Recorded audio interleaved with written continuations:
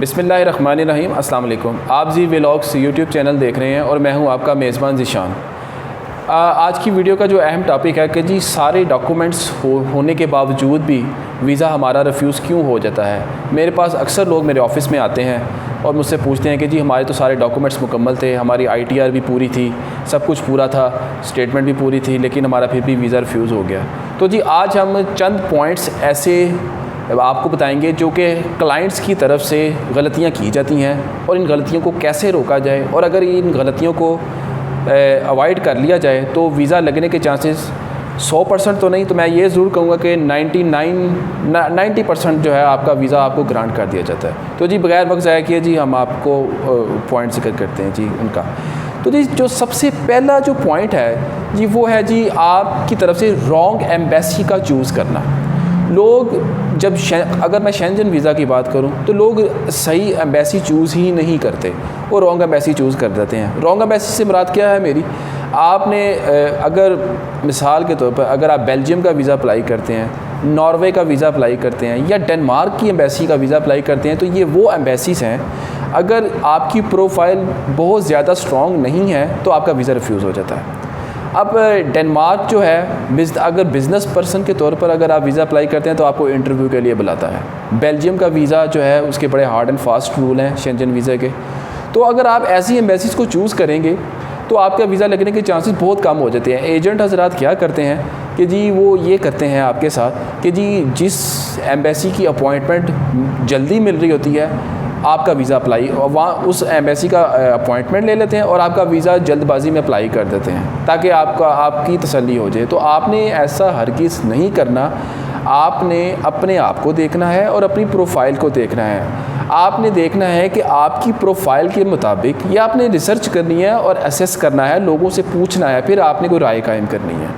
आपने ये देखना है कि आपने आपकी प्रोफाइल के मुताबिक इस वक्त कौन सी ऐसी यूरोपियन एम्बेसी है जो कि वीज़ा ग्रांट कर रही है और उसकी वीज़ा रेशो अच्छी जा रही है। अगर आप किसी ऐसे कंट्री की एम्बेसी में वीज़ा अप्लाई कर देंगे जिसकी वीज़ा रेशो अच्छी नहीं है, मैं ये नहीं कह रहा कि आपका वीज़ा नहीं लग सकता है, शाज़ो नादिर वीज़े लग भी जाते हैं, लेकिन ज़्यादा चांस होता है वीज़ा रिफ्यूज़ हो जाने के। तो इसका आपने ख्याल रखना है। जो दूसरी गलती है जो क्लाइंट्स की तरफ से अक्सर की जाती है वो जी है रॉन्ग टाइमिंग। लोग टाइमिंग ही चूज़ नहीं सही करते वीज़ा अप्लाई करने की। असल में जो टूरिस्ट वीज़ा अप्लाई करने का जो सही टाइम होता है वो समर सीज़न होता है, लेकिन लोग जो है सर्दियों में वीज़ा अप्लाई कर देते हैं, किसी ऐसे महीने में अप्लाई कर देते हैं जहाँ वीज़ा अप्लाई कर देते हैं। उस वक्त वहाँ पर टूरिज़म ही नहीं होता, ना कोई स्पेसिफ़िक फेस्टिवल हो रहा होता है उस वक्त, ना कोई क्रिसमस का टाइम होता है, ना न्यू ईयर का टाइम होता है। तो आपने इस बात का ध्यान रखना है कि आपने वो टाइमिंग चूज़ करनी है जिसमें वीज़ाज़ ग्रांट किए जाते हैं या जो समर सीज़न होता है स्पेशली उसमें आपने देखना। जो तीसरी गलती जो क्लाइंट्स की तरफ से की जाती है वो ये होती है कि वीज़ा फॉर्म में गलतियाँ चाहे आप ख़ुद फिल करें या आपका कंसल्टेंट या एजेंट जो भी होता है वो फिल करें।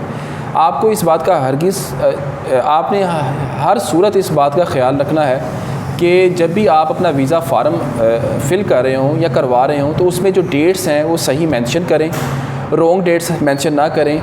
जो आपका कवर लेटर में लिखा है वही आपके वीज़ा एप्लीकेशन फॉर्म में लिखा होना चाहिए। एजेंट जो है वो जल्दबाजी में जो है बाज़ का गलतियाँ कर देते हैं, मिस्टेक्स कर देते हैं, तो आपने इन चीज़ों का ख़ास ख्याल रखना है। देखिए एजेंट्स जो होते हैं बाज़ का उनसे जो आपने जो कंसल्टेंट हायर किया होता है उससे भी मिस्टेक हो जाती है। हर चीज़ कंसल्टेंट पर ना छोड़ें, आप कंसल्टेंट के साथ मुकम्मल फॉलोअप रखें, और अगर कंसल्टेंट से आप फ़ाइल तैयार करवाते हैं तो 100% रिलाई उस पर ना करें।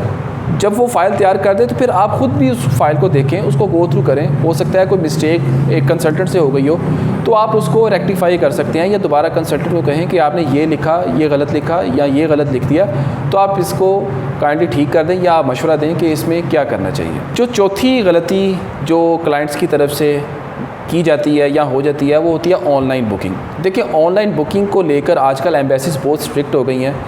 जब भी आपने बुकिंग करनी है आपने ऐसी बुकिंग करनी है, मेक श्योर आपने ये करना है कि वो बुकिंग वेरीफाइएबल होनी चाहिए और वो वैलिड होनी चाहिए।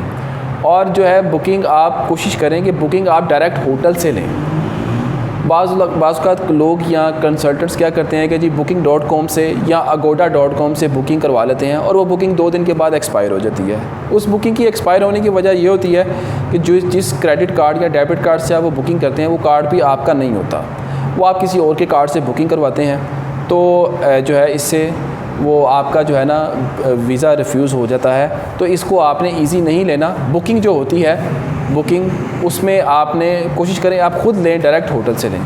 तो जी ये थे चंद पॉइंट्स जिनकी अगर आप इनको दूर कर लें तो आपका वीज़ा रिफ्यूज़ होने के चांसेस जो हैं काफ़ी कम हो जाते हैं और आपको वीज़ा ग्रांट हो जाता है। मज़ीद मालूमात के लिए नीचे दिए गए नंबर पर रब्ता करें। आप हमें व्हाट्सएप भी कर सकते हैं और आप हमारे यूट्यूब की इस वीडियो से भी आप हमें मैसेज कर सकते हैं। चैनल को लाइक करें, सब्सक्राइब करें। अल्लाह हाफ़िज़।